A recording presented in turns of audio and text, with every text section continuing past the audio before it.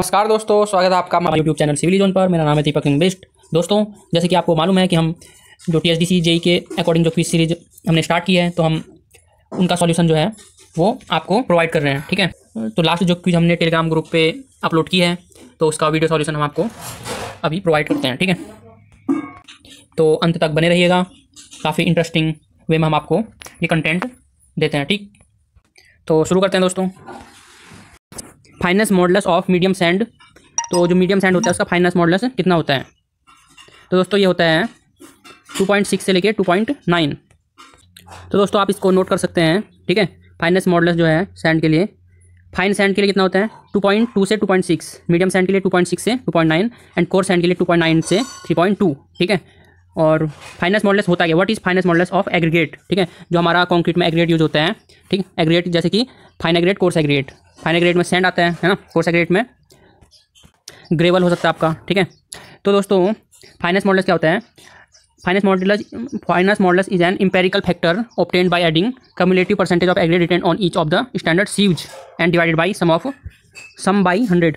यानी कि हमारे बहुत सारे जैसे क्या है सीव हैं, ठीक है, उन पे कम्युलेटिव जो भी क्या हो रहा है, रुक रहा है, रिटेन हो रहा है जितना भी एग्रीगेट, ठीक है, उनका कम्युलेटिव सम, यानी कि उनको सबको क्या करेंगे हम जोड़ देंगे। ठीक है, टोटल जो सम होगा उसको डिवाइड करेंगे 100 से, तो इससे हमारा क्या आएगा? फाइनेंस मॉडुलस निकल के आएगा। ठीक है, तो इस तरह से आप साइट पे भी क्या कर सकते हैं? फाइनेंस मॉडुलस फाइंड आउट कर सकते हैं किसी भी एग्रीगेट का। ठीक, तो हमारे एग्जाम पॉइंट ऑफ व्यू के लिए क्या इंपॉर्टेंट है?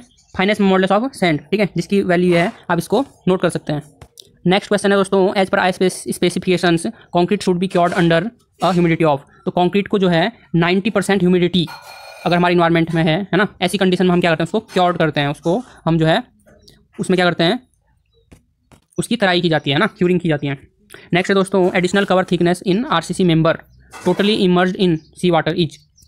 तो कितना होता है? यानी कि totally immersed in sea water है तो दोस्तों 40 mm हम क्या करते हैं? कवर प्रोवाइड करते हैं आरसीसी मेंबर में, है ना। अगर वो टोटली इमर्ज यानी कि सी वाटर में पूरी तरह से क्या है?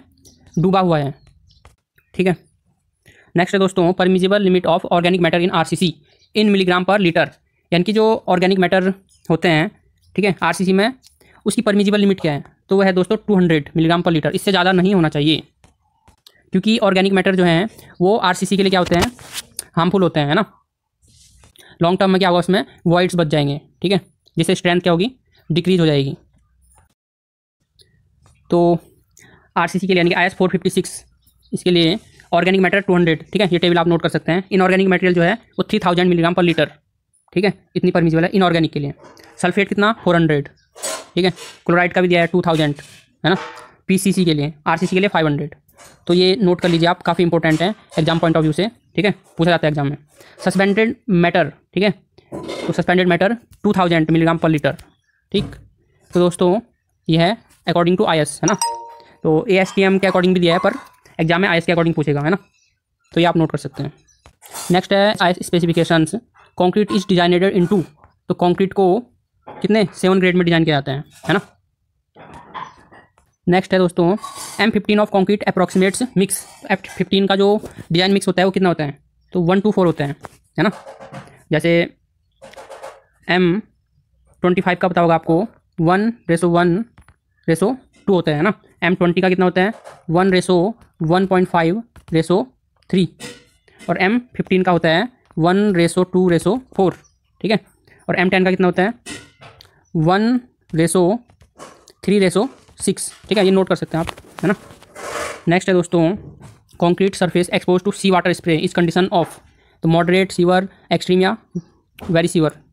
तो क्या होगा? यानी कि expose to sea water spray अगर है तो दोस्तों ये हो जाता है वेरी सीवर कंडीशन है ये। तो ये टेबल है, इसको आप नोट कर सकते हो। ठीक है, mild, moderate, sewer, very sewer, extreme. तो ये इन्वायरमेंटल कंडीशन है, और ये एक्सपोजर कंडीशन इसके लिए। यानी कि हम माइल्ड किसको बोलेंगे, है ना, किस कंडीशन को बोलेंगे, मॉडरेट किस कंडीशन को बोलेंगे। ठीक है, तो वहाँ पे बात किसकी आई थी? Concrete surface expose to sea water spray, ये था ना। ठीक है, तो क्या है? वेरी सीवर कंडीशन, है ना। तो ये आपने नोट कर लेने हैं। अगर पूछ ले एग्जाम में कि concrete surfaces expose to rain, severe rain, तो सीवर कंडीशन हो जाएगी, है ना। या अल्टरनेट वेटिंग एंड ड्राइंग, तो तब भी क्या होगी? Severe condition. माइल्ड के केस में देख लो क्या है? Concrete surfaces protected against weather और एग्रेसिव कंडीशंस। ठीक है, तो ये माइल्ड की कंडीशन है, तो इसमें ज़्यादा हार्मफुल नहीं होता है जो हमारा आरसीसी मेंबर है वो। ठीक है, और फिर इससे ज़्यादा हार्मफुल क्या होता है, माइल्ड से ज़्यादा, मॉडरेट। तो मॉडरेट में क्या होगा, concrete surface sheltered from sewer rain और फ्रीजिंग, ये कंडीशन हो सकती है ना, यानी काफ़ी ठंडा जो है वहाँ का इन्वायरमेंट है, ठीक है, तो वो मॉडरेट में आएगा। तो ये आप नोट कर लीजिए, ठीक है। नेक्स्ट है दोस्तों, Los Angeles machine is use to test of aggregate 4। तो किसके लिए करते हैं, अब्रेशन रेजिस्टेंस के लिए। तो जैसे कि आप डायग्राम में देख पा रहे हैं, ये क्या है, Los Angeles abrasion testing machine, ठीक है। जो इसका डाया होता है, इसमें क्या होता है, एक सिलेंडर होता है, इस सिलेंडर का जो डाया होता है वो 70 सेंटीमीटर होता है ना। और इसमें जो है इसको हम 30 से 33 RPM से हम इसको क्या करते हैं, रोटेट कराते हैं, है ना, राउंड पर मिनट। और दोस्तों इसमें दोस्तों 12 हार्डन स्टील बॉल्स होते हैं, है ना, जिनका डाया होता है कितना, 48 mm होता है, ठीक है। तो स्टील बॉल ये होते हैं। तो यानी कि जो हमारा एग्रीगेट होता है उसका एब्रेशन रेजिस्टेंस को अगर फाइंड करना है तो हम लॉस एंजलिस टेस्टिंग मशीन इस्तेमाल करते हैं। फिर नेक्स्ट है दोस्तों, which of the following is not a destructive test. Destructive मतलब जिसको तोड़ा जा सकता है ना, वो टेस्ट जिसको हम क्या करते हैं, कोलैप्स करते हैं, यानी कि उसको तोड़ते हैं तब टेस्ट होते हैं। जैसे क्यूब टेस्ट होते हैं ना, कंप्रेसिव स्ट्रेंथ टेस्ट या टेंसाइल टेस्ट करते हैं हम, ठीक है, वो क्या है, डिस्ट्रक्टिव टेस्ट है। यानी कि उस टेस्ट को परफॉर्म करने के लिए हमें क्या करना पड़ रहा है, जो हमारा क्यूब है या जो भी मेंबर है उसको डिस्ट्रक्ट यानी कि उसको तोड़ना पड़ रहा है ना। लेकिन ये कह रहा है कि not a destructive test, destructive test नहीं है। तो डायरेक्ट टेंसाइल स्ट्रेंथ टेस्ट ये डिस्ट्रक्टिव है, इसमें हम तोड़ के ही स्ट्रेंथ निकालते हैं ना। डायरेक्ट कंप्रेसिव स्ट्रेंथ टेस्ट भी क्या है, डिस्ट्रक्टिव है। रिबॉन्ड हैमर टेस्ट ये है नॉन डिस्ट्रक्टिव, यानी कि डिस्ट्रक्टिव नहीं है ना। यानी कि इसमें हम क्या करते हैं, तो दोस्तों ये कुछ इस तरह का होता है, ठीक है। इसमें आगे से एक नीडल होती है ना, ये है। तो इसको हम क्या करते हैं, जिस भी मेंबर की हमें स्ट्रेंथ निकालनी होती है ना, तो उसमें हम क्या करते हैं, इसको थोड़ा सा इंजेक्ट करेंगे और इसमें एक बटन होता है, उसको दबा के प्रेस करते हैं, ठीक है। जिससे क्या होता है, ये रीडिंग लेता है और हमें स्ट्रेंथ पता चल जाती है उस मेंबर की, है ना, जो भी कॉन्क्रीट मेंबर है हमारा ये। तो कुछ इस तरह से इसको जो है परफॉर्म किया जाता है ना।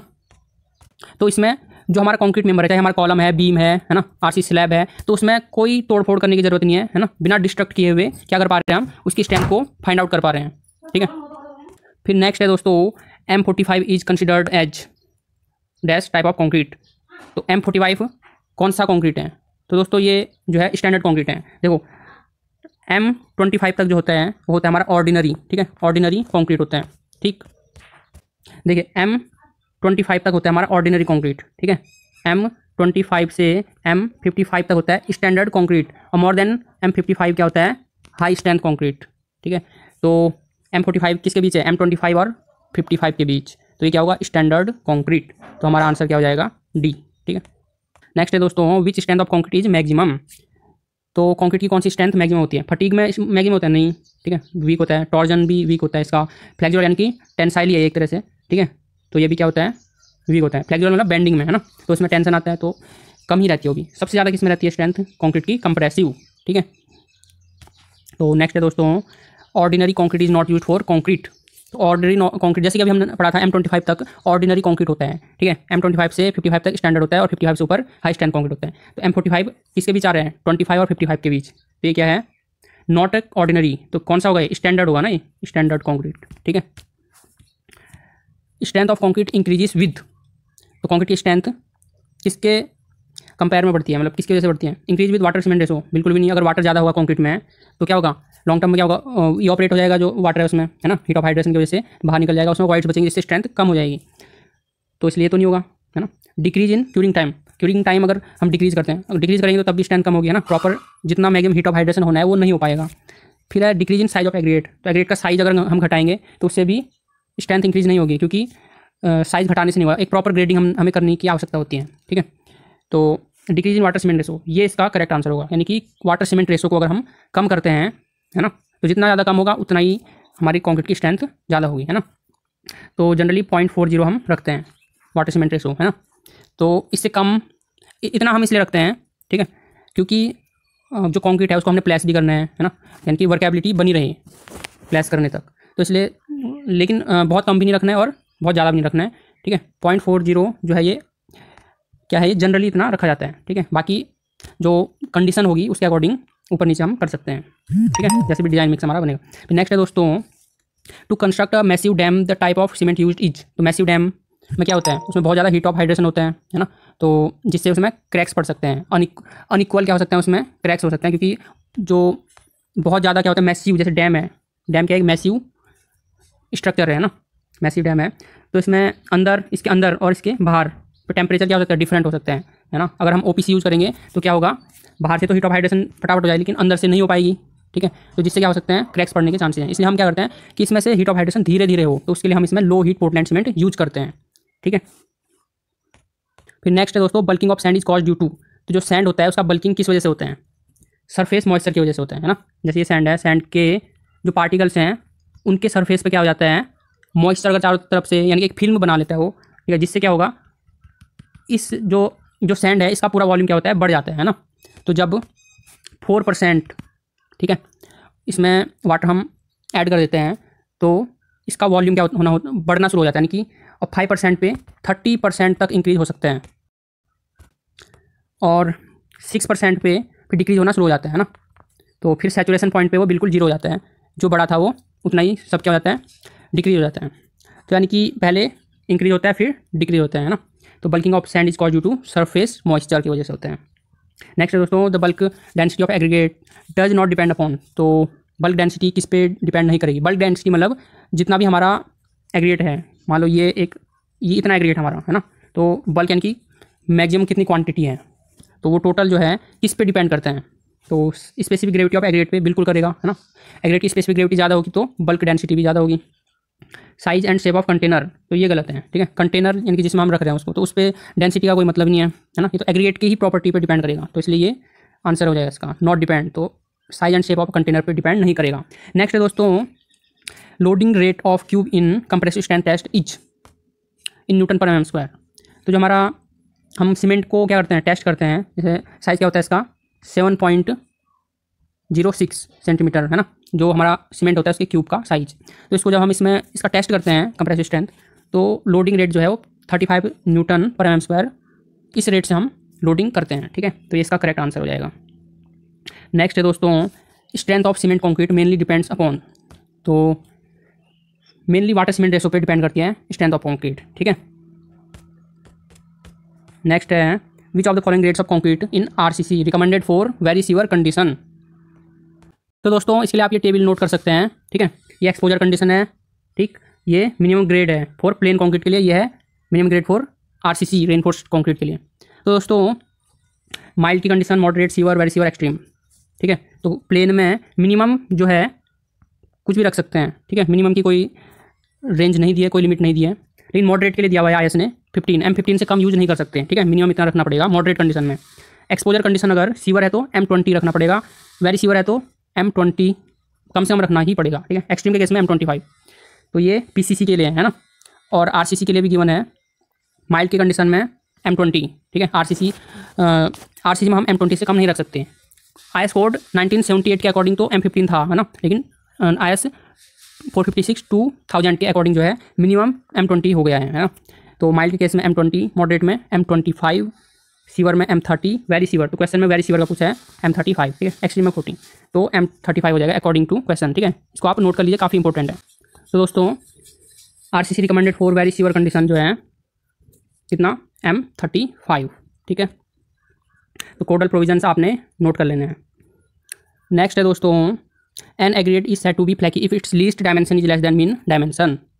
जैसे हमारा ये एग्रीगेट है, ठीक है, ये एक एग्रीगेट है, तो ये इसकी क्या है, मैक्सिमम डायमेंशन है ना, और कोई इसकी लीस्ट डायमेंशन भी होगी जो सबसे कम होगी, इसकी थिकनेस हो सकती है, ठीक है।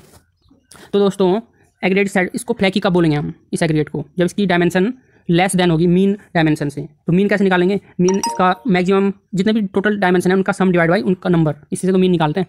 तो मीन निकालने के बाद फिर कंपेयर करेंगे, है ना, लीस्ट के कंपेयर में कितना है, ठीक है, यानी कि लीस्ट डायमेंशन जो है इसके मीन डायमेंशन का कितने से कम है, तो हम क्या मानेंगे इसको, फ्लैकी एग्रीगेट।